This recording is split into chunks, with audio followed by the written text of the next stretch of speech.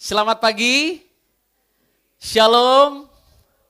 Ya, hari ini puji Tuhan kita bersyukur karena kita bisa sama-sama beribadah, memuji, memuliakan nama Tuhan. Hari ini adalah ibadah intergenerasi. Semua generasi di gereja ini ada beribadah bersama hari ini. Dari anak sekolah minggu sampai dengan para lansia. Coba saya ingin sapa anak-anak sekolah minggu, Shalom. Coba angkat tangan semua anak-anak sekolah minggu, Shalom. Oh iya, banyaknya di atas ya. Remaja semua Shalom. Pemuda Shalom. Bapak Ibu semua Shalom. Para lansia semua Shalom. Puji Tuhan. Kita bersyukur karena hari ini ya Tuhan memberikan kesempatan kepada kita, gereja kita sama-sama bisa beribadah ya. Semua usia, satu kerinduan kita Bapak Ibu Saudara. Tujuan kita adalah supaya setiap generasi ini boleh mengenal dan mengasihi Tuhan. Boleh mencintai Tuhan lebih daripada apapun Bapak Ibu Saudara. Apa yang kita pikirkan di dalam hidup kita, itulah yang akan mempengaruhi kita. Apa yang kita pikirkan, itu dipengaruhi apa yang kita lihat. Ya, dipengaruhi dengan apa yang kita dengar. Kalau kita mengisi hidup kita dengan hal yang baik, melihat hal yang baik, maka hal yang baiklah yang akan kita pikirkan, hal yang baiklah yang akan kita lakukan dalam hidup kita. Agar hidup kita baik, ya, agar hidup kita sesuai dengan kehendak rencana Tuhan, maka yang harus kita lakukan adalah kita mengisi hidup kita mengisi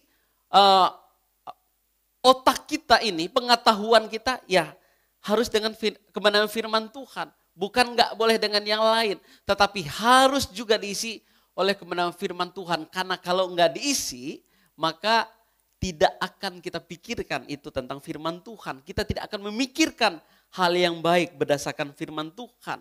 Nah, anak-anak dan Bapak Ibu Saudara sekalian, mari kita isi firman Tuhan. Ya, hidup kita dengan firman Tuhan pada pagi hari ini. Firman Tuhan ini nggak akan terlalu lama ya untuk anak-anak juga ya. Nggak akan sampai 1 jam. Jadi pasti anak-anak bisa diam sejenak ya. Tenang untuk sama-sama kita belajar firman Tuhan. Nah hari ini seperti yang sudah saya sampaikan, ibadah intergenerasi. Satu tujuan kita. Ya memang ini nggak mudah untuk diselenggarakan ya. Satu firman Tuhan untuk dimengerti oleh semua generasi dari yang paling kecil ya sampai dengan yang paling tua. Enggak mudah, tetapi itu tidak menjadi penghalang bagi kita karena ada Roh Kudus yang akan menolong kita untuk mengerti. Walaupun kita nangkapnya sedikit sekali ya, tetapi ada Roh Kudus yang akan memampukan kita untuk mengerti. Bagi yang muda ya jangan malu ya untuk belajar ya daripada senior-senior kita, ya anak-anak, para remaja, ya para pemuda, jangan sungkan untuk belajar dari senior-senior kita. Mereka yang sudah banyak sekali pengalaman dalam hidup. Ya, kita datang hari ini beribadah bersama dengan mereka, kita ingin melihat teladan hidup mereka. Ya, kita ingin melihat contoh kehidupan mereka. Mereka setia sampai dengan hari ini setidaknya begitu ya. Dan kita berdoa mereka akan setia sampai akhir dari kehidupan mereka untuk mengikut Tuhan. Dan anak-anak, mari kita lihat juga orang tua kita belajar daripada mereka bagaimana mereka menghadapi situasi hidup. Walaupun banyak goncangan, walaupun banyak tantangan, walaupun banyak godaan mereka untuk meninggalkan Tuhan. Tapi mereka tetap setia kepada Tuhan. Dan bagi yang para senior, jangan juga kita sungkan untuk memberi kepercayaan kepada anak-anak kita, kepada generasi yang lebih muda ini untuk mengambil suatu tanggung jawab untuk melakukan sesuatu hal di gereja ini. Karena gereja ini nggak mungkin terus ada kita ya kan. Suatu saat akan diganti generasi demi generasi. Yang tua jangan takut mempercayakan kepada yang muda. Mungkin ya kadang-kadang muda ini terlalu cepat, terlalu sedikit ceroboh, ya kurang berpikir panjang. Atau melakukan sesuatu yang salah, enggak apa-apa, enggak masalah, itu bagian dari pembelajaran. Toh kita juga dulu masih muda, kita bisa salah, kita kadang ceroboh, kita kadang-kadang kurang cepat kurang matang dalam berpikir, tapi itu enggak masalah. Nah Bapak Ibu Saudara, salah satu pergumulan banyak gereja saat-saat ini adalah untuk menyatukan generasi tua dan generasi yang lebih muda. Kedua kubu ini seolah susah ya untuk bersatu karena ketidakmampuan masing-masing generasi untuk memahami generasinya. Ya, generasi di bawah susah untuk mengerti generasi yang lebih tua. Ya, oleh sebab itu ada gereja yang hanya diisi oleh anak-anak muda semuanya. Semuanya isi anak-anak muda di gereja di Jakarta. Salah satu gereja yang paling terkenal mungkin kita tahu. Ya, isinya itu hampir semuanya anak-anak muda. Loh di mana orang tuanya? Ya nggak cocok di situ. Ya anak muda nyanyi lompat-lompat gitu ya. Aduh kalau ada lansia di situ jadi kayak aduh nggak mampu nyanyinya gitu. Ada gereja dinamakan gereja tua. Karena isinya orang tua semua ya di mana anak mudanya. Karena anak mudanya ngerasa waduh di mana ya nggak cocok saya ibadah seperti ini. Terlalu senyap, terlalu sepi, terlalu diem gitu ya. Gak sesuai dengan jiwa anak muda yang bergelora. Sehingga isinya hanya orang tua. Anak muda nggak ada. Salah satu teman yang, dan juga dulu jemaat di sini, melayani di sini sekarang di di Jepang ya. Kebetulan kembali saya ngobrol-ngobrol sama dia, waktu di Jepang ibadah nggak? Oh ibadah katanya. Oh jemaatnya banyak nggak di Jepang? Enggak katanya. Paling juga maksimal itu ada belasan orang lah, 15-an orang. Itu pun udah termasuk mereka anak-anak muda yang lagi kuliah dari Indonesia. Kalau aslinya jemaat di situ hanya yang tua-tua jumlahnya nggak sampai 10. Waduh memprihatinkan, memang Jepang bukan negara Kristen. Tetapi melihat kenyataan itu, kita berpikir bahwa anak-anak muda nggak tertarik datang ke gereja. Bapak Ibu Saudara, susah untuk kita menyatukan dua generasi ini. Nah mudah-mudahan gereja kita di tempat ini selalu relevan untuk semua generasi, amin. Kita ini mencintai Tuhan, ya bukan melihat wah ini terlalu banyak tua, ini terlalu banyak muda. Tapi kita ingin belajar dari semua generasi. Kita ingin belajar untuk sama-sama memuji nama Tuhan. Karena kita dalam peperangan, karena kita dalam situasi berperang hari demi hari, iblis selalu ingin membawa orang jauh daripada Tuhan. Sementara Tuhan ingin membawa anak-anaknya untuk lebih dekat pada Tuhan. Hari ini tema kita adalah fighting. Setiap hari kita itu berperang, kita harus setiap hari melawan keinginan daging kita. Supaya kita selalu dekat dengan Tuhan. Tetapi iblis selalu punya cara bagaimana untuk menarik kita jauh daripada Tuhan. Nah Bapak Ibu Saudara, saya ingin mengajak kita membaca bagian firman Tuhan dari 2 Timotius pasal 4 ayat 1 sampai dengan ayat yang ke-8. 2 Timotius 4 ayat 1 sampai dengan ayat yang ke-8. Saya akan membacakan bagi kita semua. Anak-anak, Bapak Ibu Saudara silakan menyimaknya di Alkitab masing-masing ya. Penuhilah panggilan pelayananmu di hadapan Allah dan Kristus Yesus yang akan menghakimi orang yang hidup dan yang mati. Aku berpesan dengan sungguh-sungguh kepadamu demi penyataan dan demi kerajaannya. Beritakanlah firman, siap sedialah baik atau tidak baik waktunya. Nyatakanlah apa yang salah, tegurlah dan nasihatilah dengan segala kesabaran dan pengajaran. Karena akan datang waktunya orang tidak dapat lagi menerima ajaran sehat. Tetapi mereka akan mengumpulkan guru-guru menurut kehendaknya untuk memuaskan keinginan telinganya. Mereka akan memalingkan telinganya dari kebenaran dan membukakannya bagi dongeng. Tetapi kuasailah dirimu dalam segala hal, sabarlah menderita, lakukanlah pekerjaan pemberitaan Injil dan tunaikanlah tugas pelayananmu. Mengenai diriku, darahku sudah mulai tercurah sebagai persembahan dan saat kematianku sudah dekat. Aku telah mengakhiri pertandingan yang baik. Aku telah mencapai garis akhir dan aku telah memelihara iman. Sekarang telah tersedia bagiku mahkota kebenaran yang akan dikaruniakan kepadaku oleh Tuhan, hakim yang adil pada harinya. Tetapi bukan hanya kepadaku, melainkan juga kepada semua orang yang merindukan kedatangannya.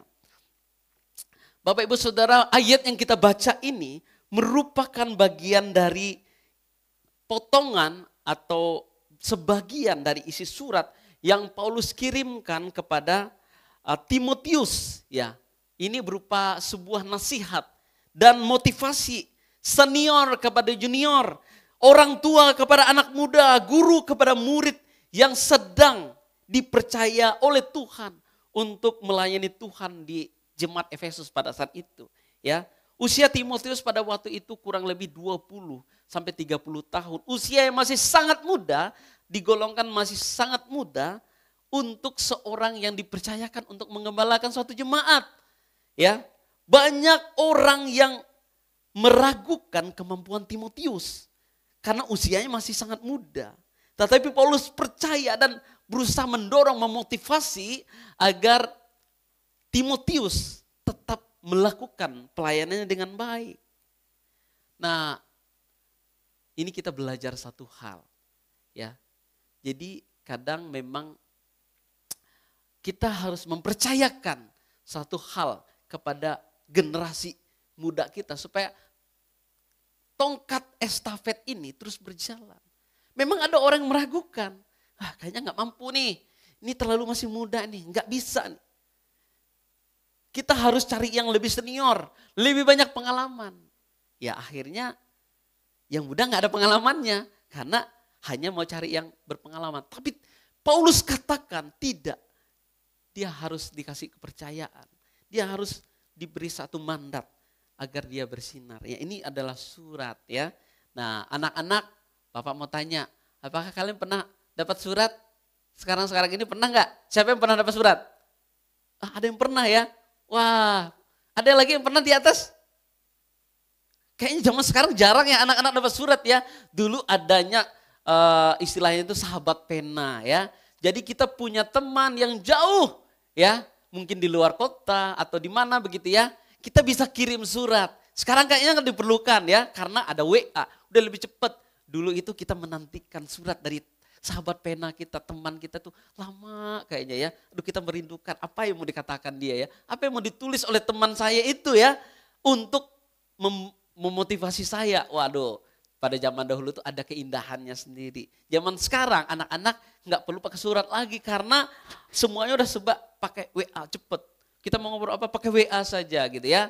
Atau sekarang udah pakai yang lain ya. Apalagi anak Kalam Kudus, wah lebih canggih lagi. Mereka pakai Google Chat dan lain sebagainya, lebih canggih lagi. Bapak Ibu Saudara, surat 2 Timotius ini adalah surat terakhir. Ya, surat terakhir yang ditulis oleh Paulus dari dalam penjara sebelum ia dihukum mati dengan cara dipenggal. Nah Bapak Ibu Saudara, anak-anak, ini ada orang dibunuh ya, namanya Paulus. Dengan cara dipenggal. Karena apa dia dibunuh dengan cara itu? Bukan karena dia membunuh orang, bukan. Bukan karena dia jahat, bukan karena dia mencuri, merampak, bukan. Tetapi karena dia memberitakan Injil. Ya, dia dipenggal oleh Kaisar Nero, dia dipenjara dan akhirnya dia dihukum dengan cara dipenggal. Nah, sulit untuk membayangkan orang yang sedang menunggu eksekusi mati. Apa yang mereka rasakan? Aduh, kayaknya 2 bulan lagi akan dihukum mati. Coba kita bayangkan ya. Coba anak-anak kita bayangkan. Bahwa ada orang yang sedang menunggu dihukum. Hukumnya itu hukuman mati. Bukan karena dia berbuat jahat, bukan. Tetapi karena dia memberitakan firman Tuhan. Nah, Paulus dihukum mati dengan cara dipenggal. Itu adalah hukuman yang dianggap lebih manusiawi karena dia adalah orang Romawi. Jadi caranya agar dia tidak mengalami penderitaan, hukumannya adalah dipenggal. Jadi ketika putus ininya selesai udah mati. Hukuman yang paling kejam adalah hukuman disalib yang dialami oleh Tuhan kita Yesus Kristus. Ya, Tuhan Yesus itu mati di kayu salib dengan cara yang sangat menyakitkan. Dia mati perlahan-lahan sampai nafas terakhir. Ya. Nah jadi mengerikan. Ada orang yang dihukum dengan cara demikian. Nah karena itu Paulus ya menyadari bahwa dia tidak punya banyak waktu lagi. Dia tidak bisa bebas berkeliling untuk memberitakan Injil. Sebab itu dia dalam penjara. Dia menuliskan surat ya. Memberi pesan wasiat, sesuatu yang sangat penting. Ya orang tua biasanya ya bekerja keras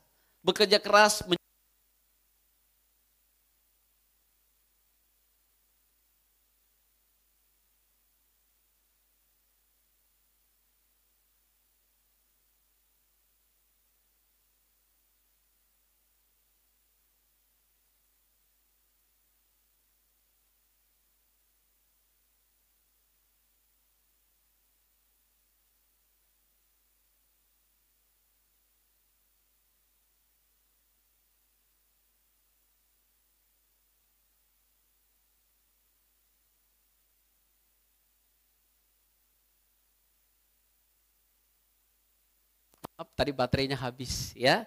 Nah, karena itu Paulus merasa perlu untuk menulis surat memberikan wasiat kepada Timotius. Ya wasiat ini kalau anak-anak nggak tahu, biasanya adalah pesan-pesan terakhir yang harus dilakukan oleh anak-anak ketika orang tuanya nanti meninggal. Jadi pesan ini sesuatu yang penting, biasanya harus dilakukan oleh anak-anak. Apalagi kalau pesan-pesan itu adalah pesan yang terakhir sekali gitu ya, supaya anak-anak mereka lakukan. Nah Bapak Ibu Saudara, kalau kita cermati, Paulus membagi pesan ini menjadi dua bagian. Yang pertama itu adalah dorongan dan nasihat. Dikatakan di ayat 1, di hadapan Allah dan Kristus Yesus yang akan menghakimi orang yang hidup dan yang mati. Aku berpesan, ya aku memberi wasiat dengan sungguh-sungguh kepadamu demi penyataannya dan demi kerajaannya.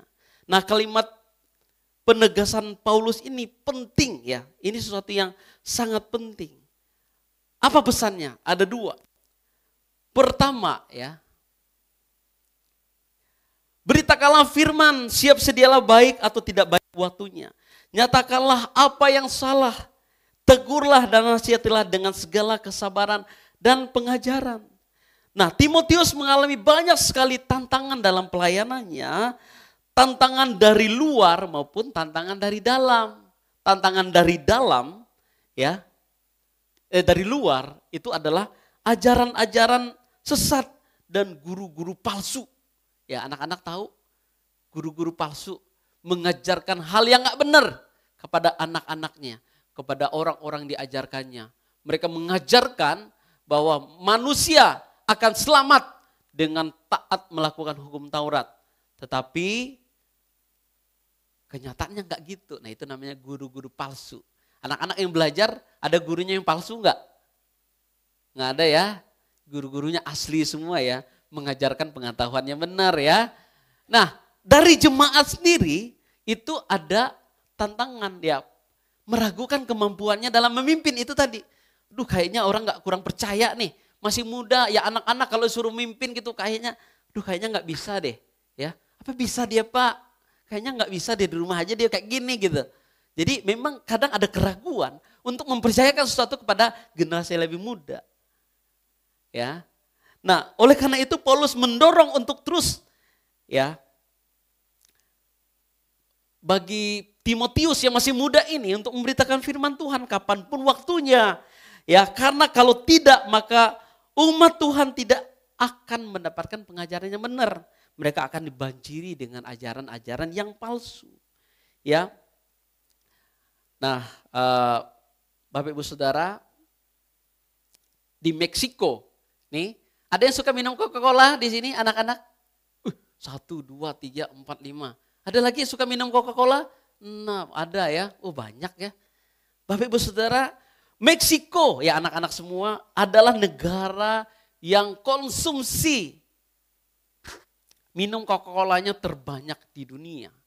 Rata-rata 1 tahun ya setiap orang mengkonsumsi lebih dari 600 sampai 700 gelas per tahun. Kalau dibagi per hari kurang lebih berapa jadinya? 2 gelas per hari. Ada yang minum setiap hari Coca-Cola 2 gelas ada? Jangan deh ya, jangan. Bahaya sekali ya, anak-anak jangan. Ini bahaya sekali minum Coca-Cola 2 hari segelas. Tapi di Meksiko itu kenyataannya. Tuh lihat anak-anak minum Coca-Cola dikasih. Karena apa? Karena di sana Coca-Cola jauh lebih murah. Air putih itu jauh lebih mahal. Loh kenapa bisa gitu? Sumber air putih itu dikuasai oleh pabrik Coca-Cola. Ngeri ya? Jadi airnya nggak ada. Di sana tuh tanahnya gersang juga. Jadi dikuasai sehingga air putih itu menjadi sangat mahal. Lebih murah Coca-Cola. Sehingga orang akan milih minum Coca-Cola. Ada rasanya enak gitu ya. Manis. Tetapi menyakitkan. Tetapi membuat penyakit. Jadi mereka akhirnya gitu. Dan ada hal lain lagi. Menurut kepercayaan orang-orang sana, Coca-Cola itu mempunyai khasiat. Ya bukan hanya menyembuhkan, tetapi secara spiritualitas. Dan ini dibuat sedemikian rupa agar orang minum Coca-Cola. Sehingga apapun makanannya dan minumannya. Minumnya apa? Coca-Cola, bukan teh sosro ya. Kalau di Indonesia teh sosro gitu. Enggak. Jadi di sana orang minum Coca-Cola. Nah Bapak Ibu Saudara, edukasi yang salah membuat masyarakat akan terseret kepada pemahaman yang salah tentang kesehatan. Ya, jadi orang di sana memang salah satunya karena minum air putih itu mahal, lebih lagi mereka punya kepercayaan bahwa minum Coca-Cola itu punya khasiat yang baik untuk kesehatan. Pada kenyataannya banyak orang Meksiko itu sakitnya diabetes. Ya iyalah, minum gula setiap hari segitu banyaknya. Ya, jadi anak-anak kalau yang suka minum Coca-Cola kurangi ya. Jangan lagi banyak-banyak ya. Atau kalau bisa enggak usah lah. Gitu ya.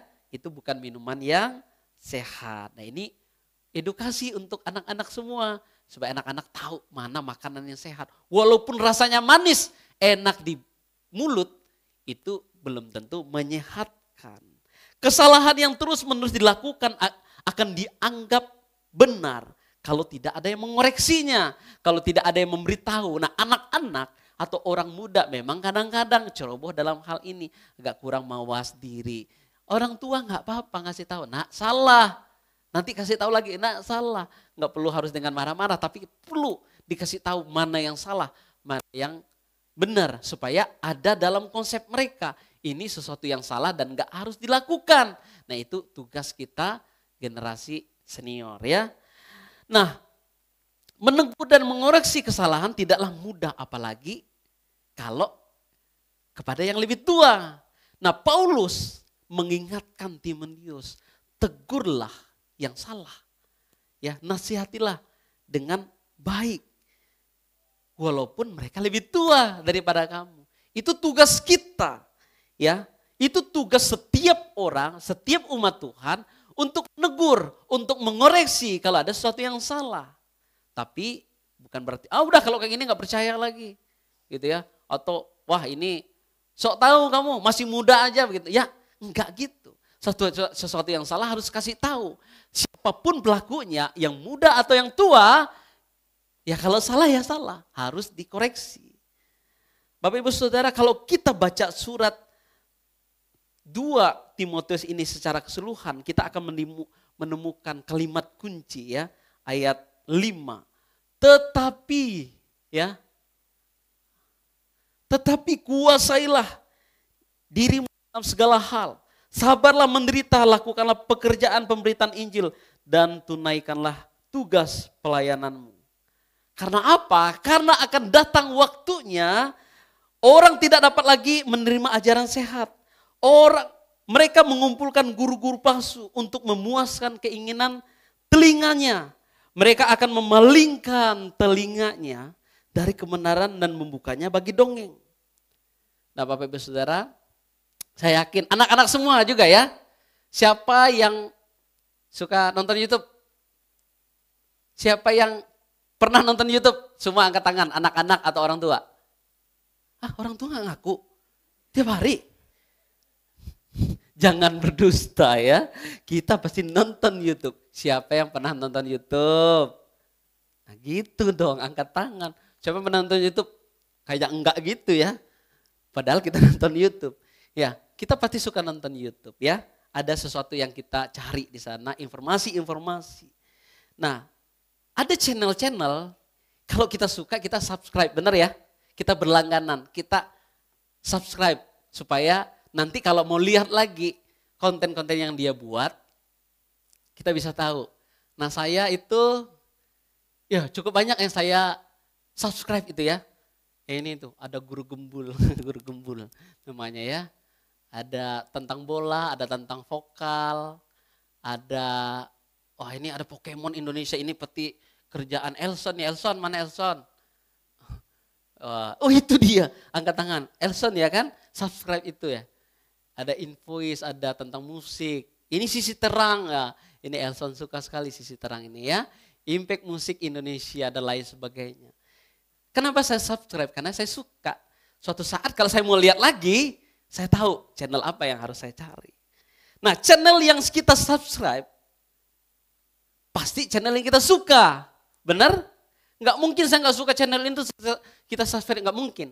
Kita pasti subscribe. Nah salah satu yang saya suka ya adalah tentang sulap-sulap ya. Jadi saya ingin menunjukkan kemampuan saya. Kemampuan saya enggak lah ya. Kita ingin mendemonstrasikan sedikit sesuatu yang saya suka, itu saya lihat, saya coba. Ternyata menarik tentang sulap ini. Adakah volunteer yang mau maju ke depan main dengan saya? Ada? Anak-anak boleh? Anak-anak agak kelas besar dikit lah, boleh? Ya SD, SMP boleh, SD atau SMP boleh. Silakan turun anak-anak. Ya dua orang ya boleh. Ya silakan. Oh iya, puji Tuhan ya. Cepat. Ya, dua orang saja ya. Nah, sulap yang saya akan mainkan ini jenisnya adalah mentalis. Bisa membaca pikiran orang lain. Ya, bisa menerawang apa sih yang dipikirkan oleh seorang. Mudah-mudahan saya berhasil ya. Kalau enggak nanti saya gagal malu ya. Mudah-mudahan ini berhasil ya. Mana ini anak-anaknya, silakan masuk. Ya. Enggak masuk ya. Ayo, silakan. Erik dan Benaya ya. Benar ya, Erik dan Benaya ya. Silakan ya. Sampai ngos-ngosan ya, terima kasih ya. Sudah datang sini dari lantai 3 soalnya. Ini gantian mainnya ya. Pertama itu Erik dulu lah boleh ya. Yang kedua Benaya ya. Boleh saya pinjam barang Bapak Ibu atau teman-teman yang ada di sini? Tak ada. Apa? Ini kenapa jadi ada logat-logat Malay begitu ya? Boleh Bapak Ibu mau pinjamkan barang apa saja? 4 barang saya butuhkan ya. Silakan Rick, ambil Rick. Erik dulu, 1, 2, apalagi ya. Boleh pinjam ke II-nya boleh, apalagi ke Lose. Nanti jangan lupa dibalikin ya, ke siapa tadi minjemnya ya. Oke, 1, 2, 3, inilah. Oke. 1, 2, 3. Ini aja deh. Ini kita simpan dulu ya. Benaya nanti dulu, Erik ya. Erik, ini ada 4 barang ya. Ada tisu, ini ada pointer, ini ada buku dan sama permen. Kayaknya enak nih permen, boleh minta nih habis nih ya. Ini menarik ya. Erik, coba nanti saya memprediksi. Erik itu akan milih yang mana? Ini kertasnya sekosong ya. Kosong ya, setuju ya. Erik tunjuk 2 barang. Ya tunjuk. Pointer sama tisu. Yakin? Nggak mau berubah? Ah, bingung dia. Coba sekarang, mau berubah nggak? Ini ya, ini. Oke, saya tulis dulu prediksinya ya.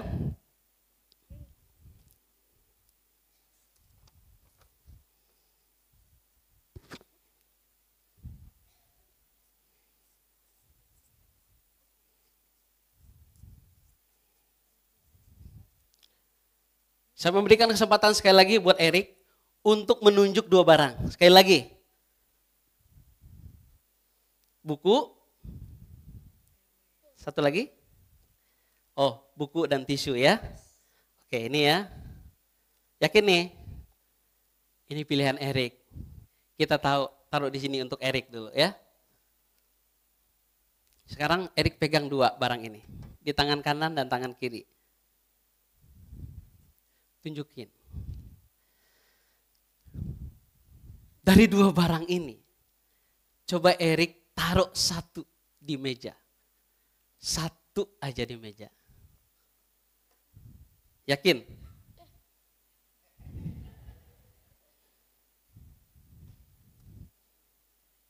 Yakin gak? Enggak. Oke, ini saja. Yakin? Kasih tepuk tangan buat Erik. Berarti sini kita taruh ya. Erik, apa yang kau pilih itu namanya? Pointer. Coba kau buka ini.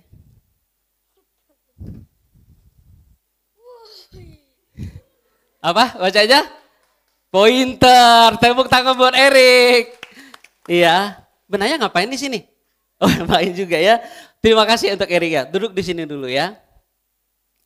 Sekarang Benaya ya, saya juga bisa membaca pikiran Benaya ya. Coba Benaya pikirkan kotak paling favorit. Ini kertas ya, ini kertas. Ini kosong ya, masih kosong ya. Nanti saya coba tuliskan. Coba Benaya pikirkan kotak paling favorit Benaya. Sudah? Jangan diomongin. Sudah? Saya prediksi ya.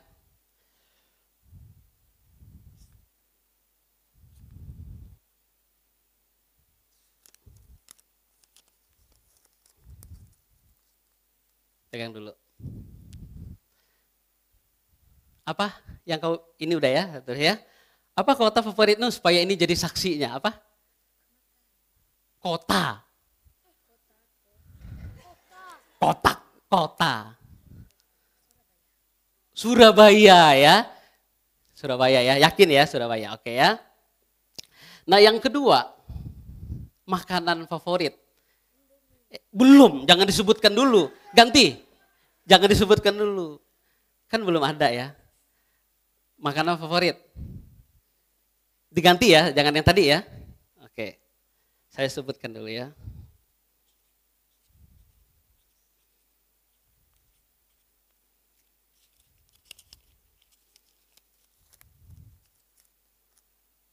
Pegang.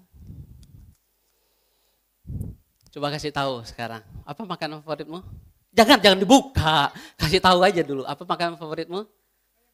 Ayam goreng. Wah, saya juga suka ayam goreng ya. Yang terakhir. Kamu suka di atas atau di bawah? Pikirkan ya. Saya pikirkan.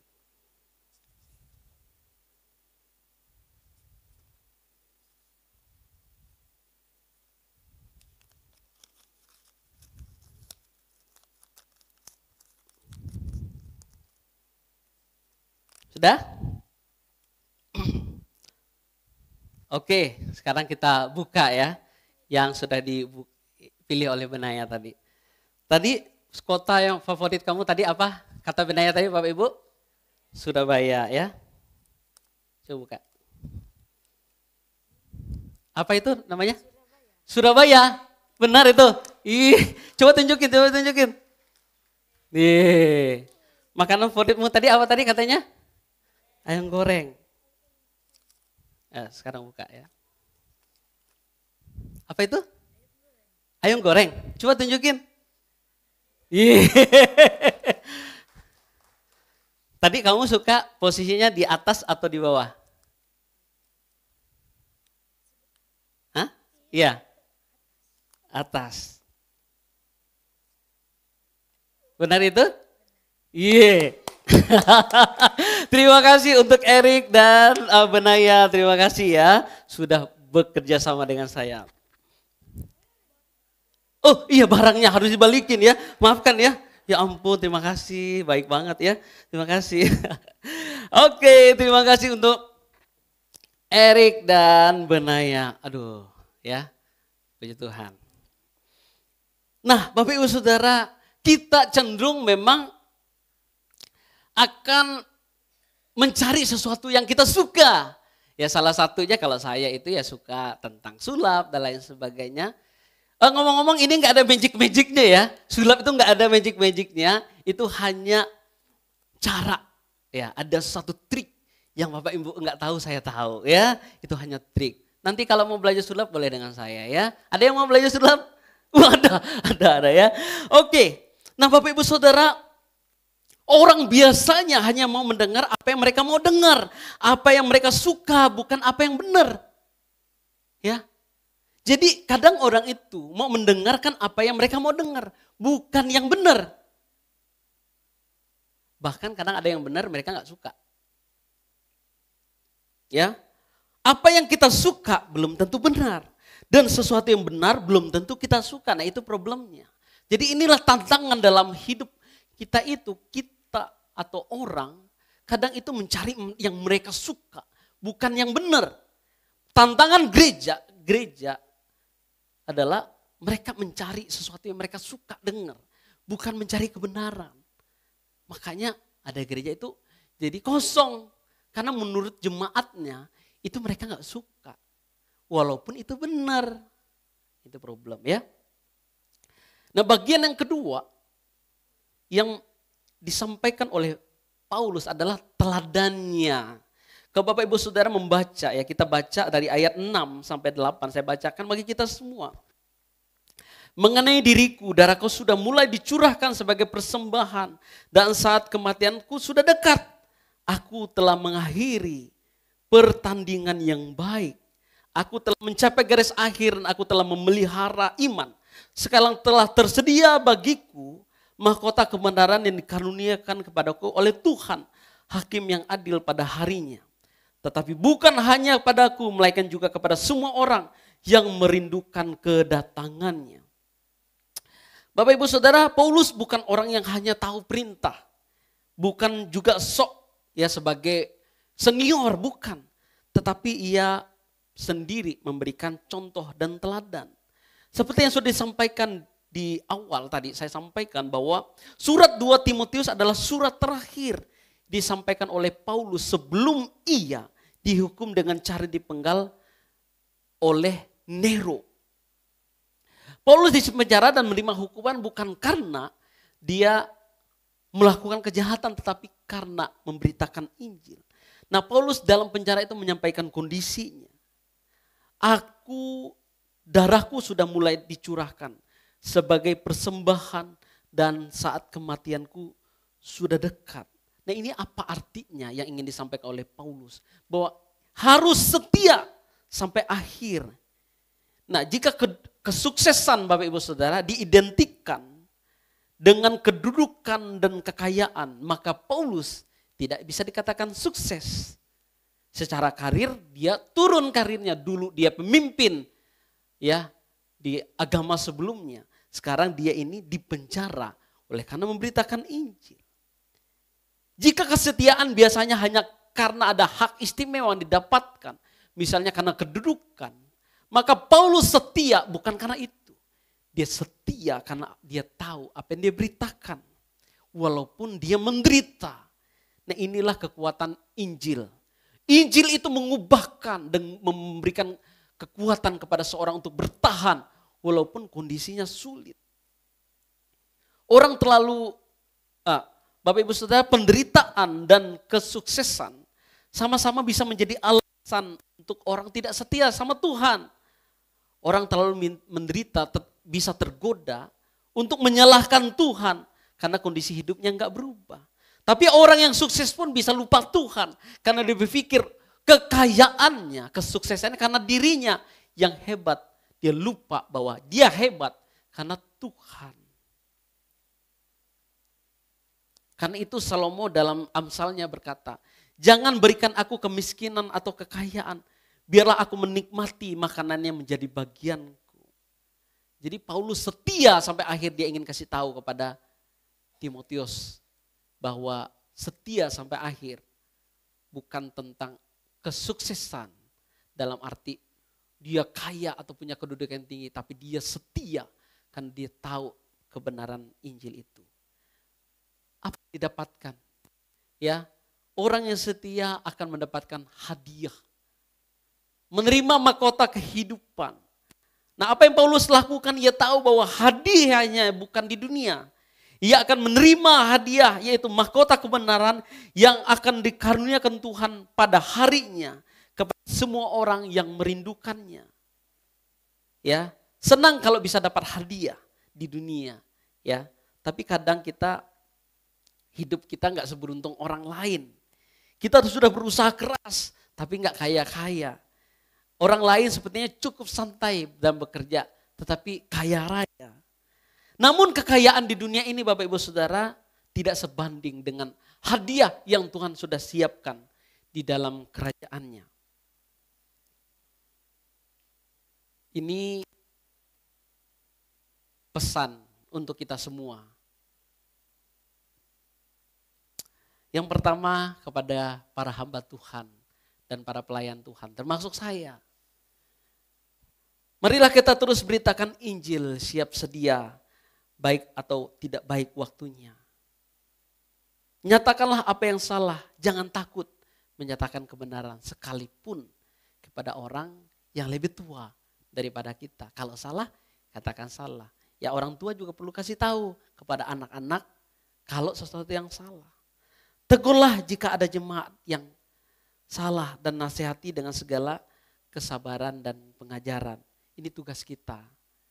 Memang ini enggak mudah, tapi ini menjadi bagian kita. Kepada seluruh jemaat, carilah dan dengarkan ajaran sehat, bukan hanya yang enak didengar.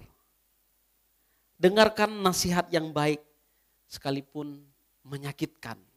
Karena itu jauh lebih baik untuk hidup kita. Hati-hati dengan ajaran yang terlalu mengumbar kesuksesan hidup di dunia. Mungkin itu adalah guru palsu. Hati-hati. Ya, kalau enggak ada berita penderitaan di sana, mungkin itu bukan kebenaran. Lakukan apa yang menjadi bagian kita dan biarlah Allah melakukan bagiannya. Seperti yang disampaikan oleh Paulus, bahwa pada harinya dia akan menerima suatu mahkota kehidupan. Karena tidak ada sesuatu yang dapat dibandingkan dengan apa yang Tuhan sudah siapkan di dalam kerajaannya. Saya akan menutup dengan satu cerita. Suatu hari ada seorang bapak yang sangat bekerja keras. Sepanjang hidupnya dia menabung untuk hari tuanya. Ya, dia mengumpulkan harta kekayaannya, emas ya. Sekarang harga emas lagi tinggi ya, dia mengumpulkan emas sangat banyak. Singkat cerita, dia adalah orang yang sukses akhir hidupnya. Dan dia juga adalah orang yang takut Tuhan.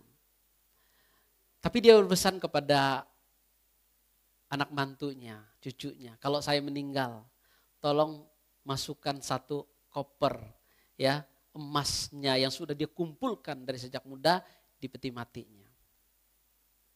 Itu wasiat. Wah, karena itu udah wasiat, nggak bisa ya nggak dilakukan.